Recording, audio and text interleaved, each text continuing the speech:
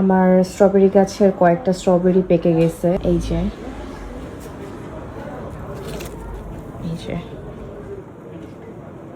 অনেকগুলোই পেকে গেছে, বাট এগুলো না বড় হচ্ছে না। আই থিঙ্ক অনেকদিন রোদ পায় নাই, যার কারণে বড় হয় না ওরকম।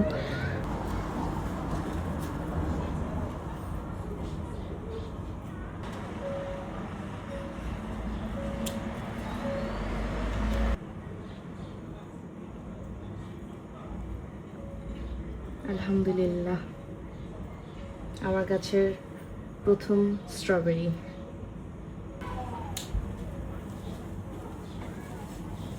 একটা,